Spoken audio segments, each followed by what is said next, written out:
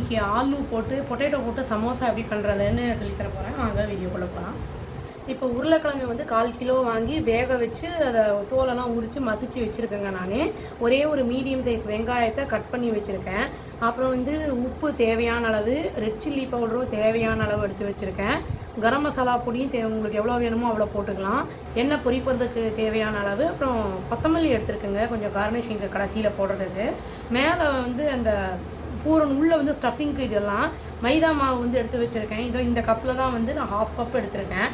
அப்புறம் தண்ணி தேவையான அளவுங்க. ஃபஸ்ட்டு ஸ்டஃபிங் செய்கிறதுக்கு முன்னாடி மாவை வந்து கொஞ்சம் பிசைஞ்சு ஊற வச்சிடலாங்க. இந்த மைதா மாவில் வந்து ஒரே ஒரு பிஞ்சு உப்பு, கொஞ்சம் தேவையான அளவு உப்பு போட்டு தண்ணி ஊற்றி அதை வந்து பிசைஞ்சுக்கலாம். மாவு பிசைஞ்சாச்சுங்க, ரெடி ஆகிடுச்சு. இது வந்து ஒரு 10-15 நிமிஷம் ஊறட்டும். அதுக்குள்ளே வந்து நம்ம அந்த உள்ளே வைக்கிற ஸ்டஃபிங் ரெடி பண்ணிடலாம்.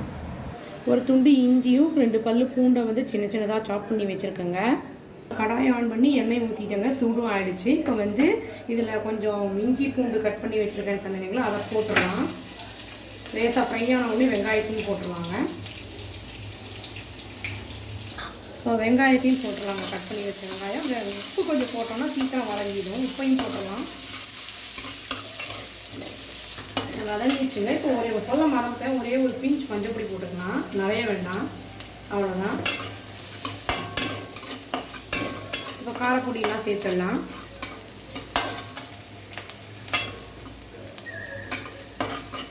கரம் மசாலா பொடியும் சேர்த்து நல்லா வதங்க விட்டுடலாங்க. காரம் வந்து உங்களுக்கு கம்மியாக வேணும்னா கம்மியாக போட்டுக்கலாம். ராஸ்மெல் போட்டு இப்போது உருளைக்கிழங்கையும் போட்டுடலாங்க. இதில் சப்போஸ் நம்மளுக்கு மாவை கூட கொஞ்சம் எக்ஸஸாக இருந்ததுன்னா அது சப்பாத்தி அது அந்த மாதிரிலாம் கூட சாதத்தை கூட வச்சு சாப்பிட்லாம், நல்லா தான் இருக்கும். இது தண்ணியெலாம் ஆட் பண்ணவே கூடாதுங்க, ஃபுல்லாக நல்லா ட்ரையாக இருக்கணும். அப்போ தான் ஸ்டஃபிங் பண்ணும்போது கரெக்டாக வரும். ஆயிடுச்சுங்க. இப்போ கொத்தமல்லி போட்டு கார்னிஷ் போட்டு ஆஃப் பண்ணிடலாம், ஆறட்டும். ஊறிடுச்சுங்க. இதை பால்ஸ் பண்ணிவிட்டு இதை வந்து தேய்ச்சி இதை வந்து கொஞ்சம் லேசாக தவாவில் போட்டு எடுத்துக்கலாம். அப்போ தான் இந்த ஸ்டிஃப்னஸ் கிடைக்குங்க. இப்போ இதை தவாவில் போட்டு லேசாக சூடு பண்ணிக்கலாங்க. ரொம்ப சப்பாத்தி மாதிரி பண்ணிடக்கூடாது, லேசாக வந்து இந்த ஸ்டிஃப்னஸ் வரதுக்காக பண்ணிட்டு வந்துடலாம். இது வந்து தவாவில் போட்டு எடுத்துகிட்டு நான் இது வந்து ரொம்ப வந்து சப்பாத்தி மாதிரி ஆகக்கூடாது, இந்த ஸ்டிஃப்னஸ் இருக்கிறதுக்காக தான் இது. அப்போ தான் வந்து அந்த கோன் பண்ண முடியும். இப்போ இதை ஒரு ரெக்டாங்கிள் ஷேப்பில் கட் பண்ணிக்கலாங்க. அதுக்கு வந்து இந்த கரண்டி யூஸ் பண்ணிக்கிறேன் நான்.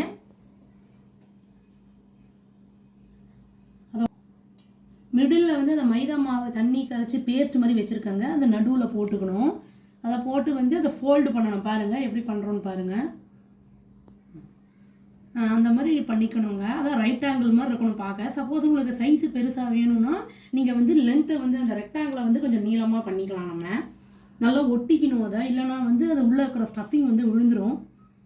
இப்போ இந்த இடத்துலையும் அதை ஒட்டிக்கணுங்க. அதான் நல்லா ஒட்டிக்கணும்.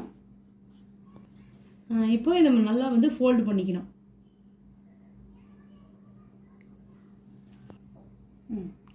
பாருங்க, இந்த மாதிரி ஃபோல்டு பண்ணால் நல்லா கோன் ஷேப் கிடைக்கும். அது நல்லா ஒட்டினா தான் வந்து உங்களுக்கு அந்த ஓட்டையெல்லாம் இல்லாமல் உள்ளே இருக்கிற ஸ்டஃபிங் வந்து வெளியில் வராமல் இருக்கும். இப்போ ஓப்பன் பண்ணிங்கன்னா பாருங்கள், அது உள்ளே வந்து ஸ்டஃப் பண்ணிடலாம் நல்லா ஒட்டிட்டு. பாருங்க, நல்லா வந்து நல்லா கோன் ஷேப் பாருங்கள், க்ளோஸ்டாக இருக்குது கீழே. இப்போ வந்து உள்ளே வந்து ஸ்டஃப் பண்ணிவிட்டு மேலேயும் வந்து அந்த மைதா பேஸ்ட்டை வச்சு க்ளோஸ் பண்ணிடலாம். இதுக்கு மைதா பாதி கோதுமை மாவு பாதியும் போடலாம். நான் மைதா தாங்க யூஸ் பண்ணியிருக்கேன். இப்போது இதே மாதிரி மித்த சமோசாவையும் பண்ணிடலாங்க. ரெடி பண்ணிவிட்டு ஸ்டஃப் பண்ணிடலாம். இப்போ வந்து உருளைக்கிழங்கு ஸ்டஃபிங்கை உள்ளே வச்சிடலாங்க. எவ்வளோ வைக்க முடியுமோ அவ்வளோ வைக்கலாம். ரொம்ப வச்சாலும் அது பிச்சுக்கிட்டு வெளியில் வந்துடும். நான் சின்னதாக பண்ணியிருக்கறனால கொஞ்சம் தான் வச்சுருக்கேங்க. இதில் இப்போ பேஸ்ட் பண்ணிடலாம் திரும்பி.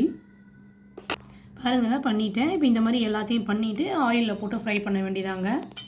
இப்போ நான் கம்மி மாவு போட்டதுனால எனக்கு இவ்வளோ தான் வந்துச்சு. இதை ஆயிலில் ஃப்ரை பண்ணி எடுத்துடலாங்க. இப்போது கேஸ் ஆன் பண்ணி எண்ணெய் ஊற்றி வச்சுருக்கேங்க கடாயில். இப்போ அது காயட்டும். அடுப்பு காஞ்சிருச்சுங்க. இப்போ கொஞ்சம் நல்லா பெருசாக தான் வச்சுருந்தேன். இப்போ மீடியம் ஃப்ளேமுக்கு வச்சிடலாம். அதை ஏன்னா ரொம்ப வந்து காஞ்சி போயிடும். இப்போது போட்டாச்சுங்க. இது வந்து கொஞ்சம் காஞ்சிருச்சா இல்லையான்னு பார்க்குறதுக்கு கொஞ்சோண்டு மைதாவை வந்து நான் போட்டு பார்த்தேன். நல்லா வந்து பொரிச்சு மேலே வந்துருச்சு. இப்போ வந்து அந்த சமோசாலாம் போட்டாச்சு. மேலே ஃப்ரை ஆகணும், மீடியம் ஃப்ளேமில் வச்சு ஃப்ரை பண்ணிக்கலாம். டேஸ்டியான பொட்டேட்டோ சமோசா ரெடி ஆகிடுச்சு.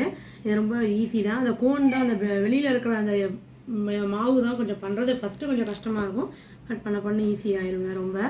அவ்வளோதான். Thank you. Please do like, share and subscribe our channel and click the all option and tap the bell icon. Thank you.